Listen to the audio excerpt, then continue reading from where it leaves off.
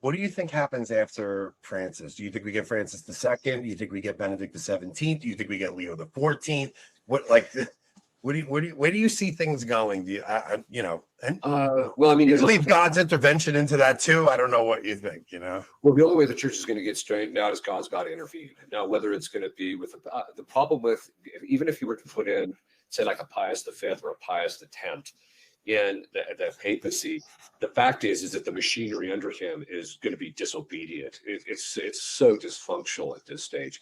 So I don't see it really getting cleaned up just with getting a good pope. It would help, especially those in the grassroots levels, to start pushing to get the things straightened out in the church, etc. It would give them a lot of confidence to start, being more open and demanding of the bishops in relationships to this stuff. But so what about the Pope? Well, there's obviously three logical possibilities. The one is that we could get a Pius X.